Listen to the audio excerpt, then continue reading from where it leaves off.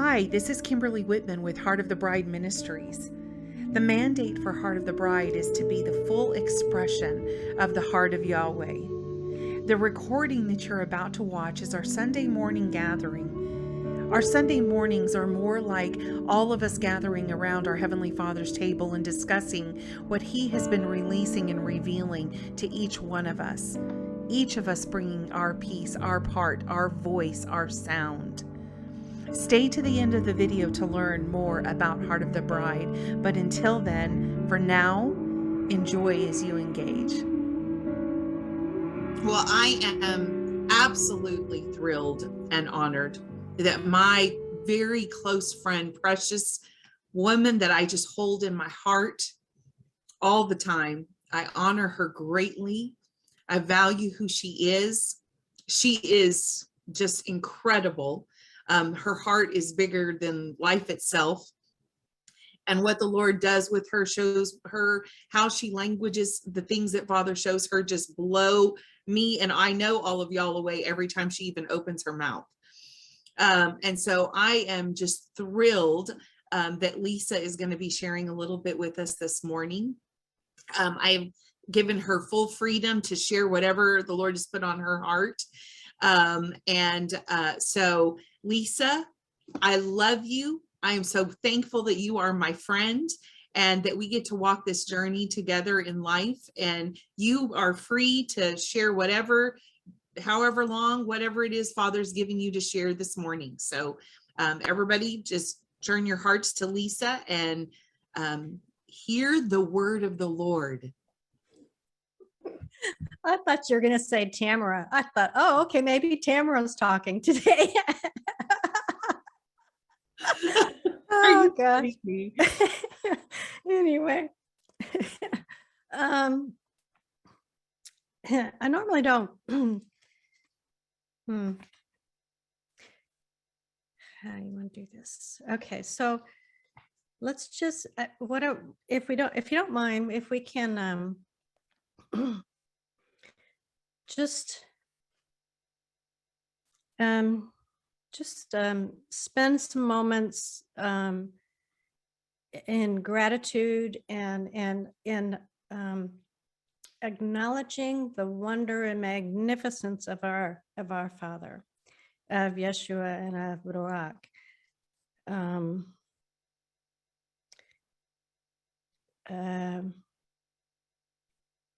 Yeah, let's just do it quietly, and then I'll start in a little bit. How about that? So just really just spend some time intentionally looking at what you're thankful for with him. Even if it's just a flower, even if it's, I'm thankful for this cup of coffee, even if it doesn't matter. It doesn't even matter how small or how big. Of any way you look at him, in any way you release gratitude to him, or any way you acknowledge his majesty, because words are not enough. They're just not enough. But any small thing or large thing we do is enough. So I think we just need to posture ourselves in that before we move on into what we're going to do. And excuse me. I'm going to maybe talk a little bit to kind of, while you're in this beautiful place with him, and you don't need to listen to me at all. You just focus on what you're engaging with and just spend some time there.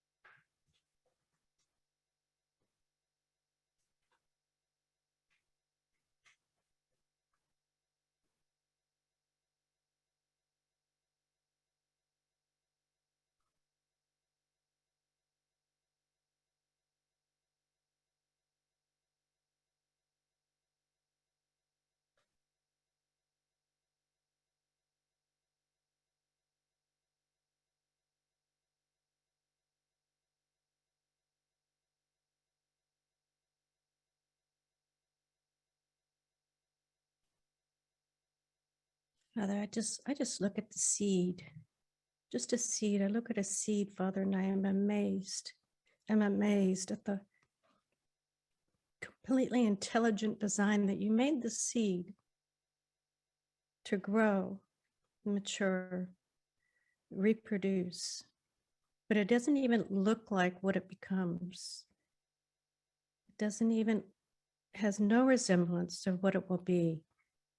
But it contains all the life and everything that is necessary for it to be what you designed it to be. And there is nothing that mankind has ever done that's even close to that seed. Nothing. I just thank you, Father.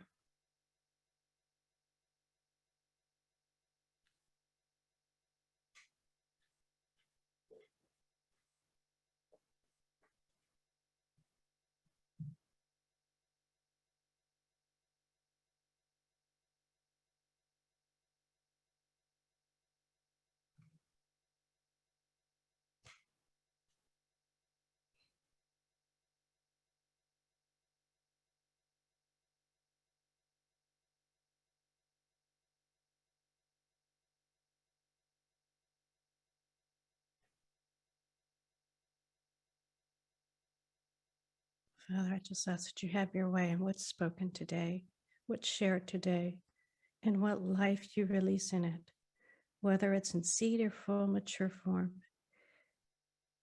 I just thank you. I just thank you that we just give you that place. I just thank you for that.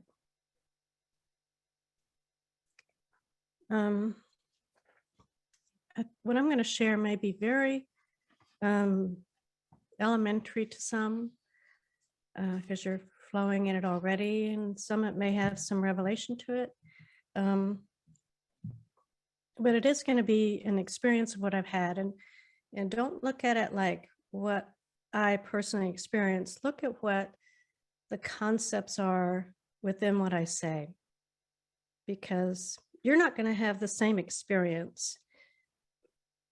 You can take the concepts before him that are highlighted to you, that and that he can open that up to you in a very unique way that will be revelatory and life-changing for you. So it actually started at the beginning of 2021, this year. And I really felt like Father wanted me to go back to basics. And we do that occasionally to go back to deepen the well that we have in us. But when we go back to the basics, what we might consider the basics, we see it with new eyes because now we're a different person than we were before. And when we go back to the basics and deepen ourselves more into it, or question what we might know about the basics to come into a different place of reality and truth, it becomes a launching place for us. And sometimes we might go back to the basics because we're in a place of unfamiliarity and we want to go back to what was comfortable to us. Like Kim was just talking about her grandson. He doesn't like drinking out of the bottle. And he says it's unfamiliar. I don't know what to do with it. And he refuses to do it. He refused to do it. And this world can be really uncomfortable right now. And so we may want to fall back on what we really know very deeply and get that reestablished in us so we can live in this uncomfortable place. And to me, the basics are the tenets of the faith, but they're also, to me, the most basic of basic is love, is peace, is joy, it's wonder. To me, those were the basics that I was focusing on. Gratitude. And I was spending a lot of time on that this year. while everybody's doing all these wonderful revelations, I'm sitting here and, okay, I'm in joy. I'm in, I'm learning gratitude. It felt like it kind of feels like you're starting over, but you're not really. You're just adding to. And it may feel like everybody else is launching, and it's okay. It's totally okay. Because whatever you're doing in the basics is more important than anything else for you, right? And so one day I was having this really lovely time with the Father, and Yana Sanders says, you don't need to tell God you love him anymore. He knows that. But for some reason, I just said, I just love you so much. And he goes, how do you love me? And I had to think about that, because love has kind of been, in the earth realm, love has been kind of a mixed bag for me. And it's always been, how do I say this? I haven't seen too many circumstances of people functioning in love the way it seems right to me. And so I always questioned if I really knew love, because I wasn't seeing it like I thought it should be. Until, of course, I met the Tallies and the Whitmans and the Stockles. And Jace, my husband's parents, they were a great example too. But love has always had a little bit of question in me. What is love really? And when he asked me that, I had to really think about, in my heart of hearts, how do I really love people? And the first thing that was brought forward was, I give them freedom to be to allow them to be their fullness of them, and let them have a space where they're accepted. Let them be, encourage them, support them, give them that place where they're safe, that they can be themselves and they can grow into being more of themselves. And then I realized, so I kind of turned back to Father and I thought, well, he's in me.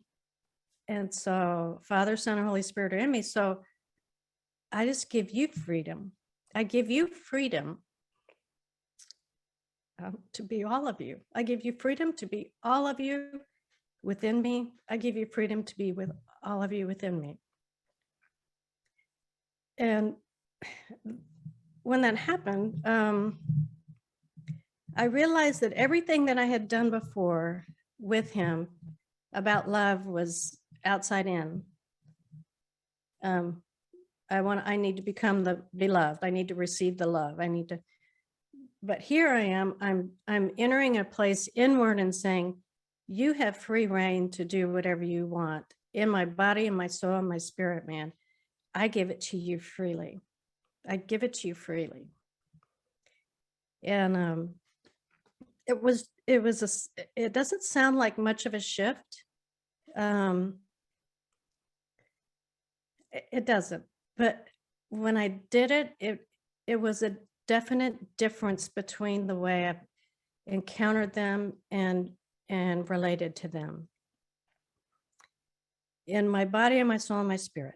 And so I would continually try to keep that intention in my heart and in my mind of, you have freedom within me to be all of you. And I didn't concern myself with what that looked like. I didn't concern myself with how that's going to benefit me. I didn't concern myself with any of it. I just wanted to love them like I knew how to love. And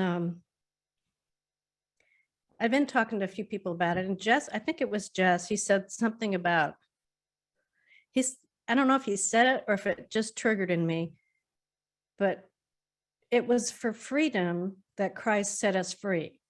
And so God so loved us that he gave us Christ, and Christ was for freedom that he set us free. Now I know that's only one tiny thing of what Christ has done, but he set us free. He set us free to allow us to be everything we're supposed to be. He set us free from anything that is not it, that is hindering or not us. And then when that really came, when he, I don't know how he said it, but when that was mentioned, I realized Christ set up the standard of what love, a portion of what love is, and that is to give freedom. And that just kind of, for someone who's doubted if I could really love right, and that response to me was, for me, was I give you freedom, without even recognizing that I was mimicking what he did for me. Sorry. It just kind of messed me up a little bit. So you don't need to doubt. You don't need to doubt if you know how to love, because if you just sit back into what is really true in your heart, it's going to be from him. He's already put it in there. And so you don't need to doubt it. In the middle of all of this, I'm learning there's several things that are opening up in me, continually, intentionally giving them freedom within me. As I started understanding freedom better, that I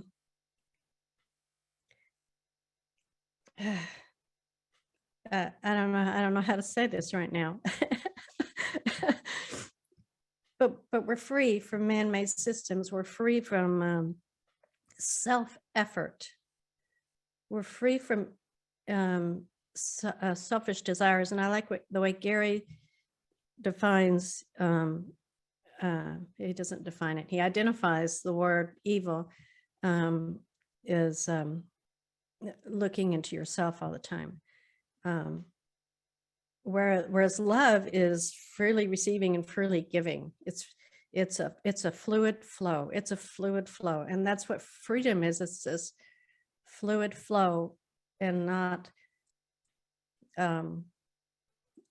putting a dam in us. I mean, you know, that stops the flow. I hope you understand what I'm saying when I say that. It's not a blockage or a hindrance that stops the flow. And then there was, and I noticed that whenever I would go out into the store, oh, by the way, there was freedom was really opening up. Joy was just exploding. Gratitude was totally in all of that. And but what I didn't expect was the awe and wonder came into part of that freedom. The awe and wonder of who he is. Now I can't even look at a seed without crying, because that seed is so intelligently designed that we cannot even match that seed in what we can do, mankind in man's efforts. And I know that when we read about the mystics, the awe and wonder is one of the strongest things they have. But somehow freedom brings all of that in. And it's this fluid flowing thing of that, but you automatically, it just goes out, you know, it's just this fluid flowing thing. And it started becoming so fluid that I couldn't tell the difference between Father, Son, and Holy Spirit in Lisa's body, soul, and spirit. It just started flowing together. And Dawana Rudnai has talked about how God has shown her the body, soul, and spirit are just fluidly together, and there's really no separation. That's how Father pictures it to her. And truly, we know that the Father, Son, and Holy Spirit fluidly flow together, and sometimes we can't tell the difference between them. But if you put the two together, then those should fluidly flow together as well. And that fluidly flowing together of body, soul, and spirit, and Father, Son, and Holy Spirit is what we saw in Jesus. And whenever I would go out to the stores, a lot of you people don't know what I really look like. I'm short and I have a little head. And people just don't notice short people with little heads. And it's always been, I've become accustomed to it. And no one ever noticed you when you go to a store. No one notices you. They just, there's a little person. So anyway, but I've noticed that when I started really engaging with allowing the freedom, wherever I'd go, people would turn around and look at me. It's like, it was very different for me. And then people would just talk to me. It's like, and that just wasn't normal either, because, you know, they don't notice a little person. Why should they talk to a little person? And but I could totally feel the fluidness between me and Father and Son and Holy Spirit. And that's the only thing I can think of that really had shifted for that to happen. Another example of another example of what happened is we were closing on a mortgage, and we came in with the 1.5 inch stack of papers for us to sign in. And we were dutifully reading quickly and signing. And I was there mentally, but there was more than me just there. It wasn't just me on my own self-effort doing the signing and reading and understanding. It was different. And in fact, I would catch things that both the notary and Jay missed, and not that there were errors, but catching something that didn't make sense. And then one time I signed it and I handed him the page, and right as I handed him, it said, "Oh, wait a minute." And I pulled it back. He said, "Yeah, you need to initial." And I didn't know when I was signing that page that I needed to initial, but when I handed it to him, I knew I needed to initial. It wasn't, how do I say this? It wasn't, it was more than my intelligence that was functioning in that moment. I guess that's the best way to say it. The other thing that's, I really don't, freedom, I really should talk about freedom, but I don't, it's not coming right now. So we're not going to do it.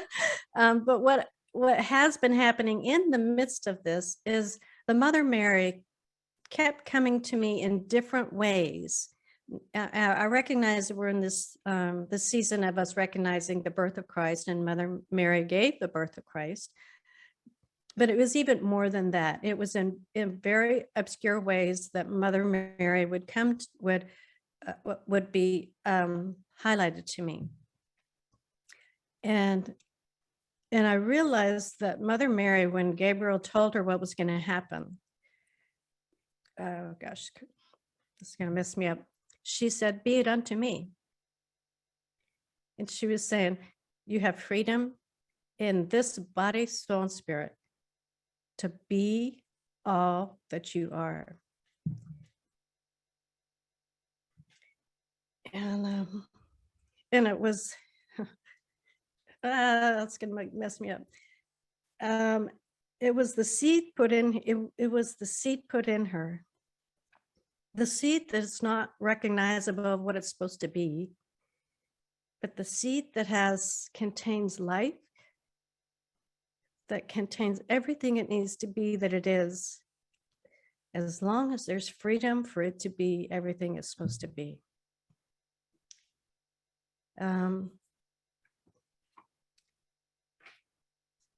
That is, I don't know. I don't know if there's any, this may be very short. But right now, I think that's really all what I'm supposed to say right now. The only thing I can say about freedom is I don't think we recognize how free we are. Oh, I did want to read the definition of freedom. It's the power to do what you want to do, ability to move and act freely, not being a prisoner or slave, the state of not having or being affected by something unpleasant, painful, unwanted, and it's the absence of coercion and restraint. I don't know if we fully understand how free we are. We have been set free internally. Let that be the fullness of us. Hi, this is Kimberly Whitman, the founder of Heart of the Bride Ministries. If this video has blessed you, I want to personally invite you to trade into Heart of the Bride and partner with us to become an essential part of what God is doing through Heart of the Bride Ministries. Your support enables us to continue to reach people all over the world, and we're seeing people from every corner of the globe coming into the realization of their oneness in Christ. We passionately want to see every person living from this reality of oneness in and with I am. He is truly transforming all of creation according to Father's desire and design.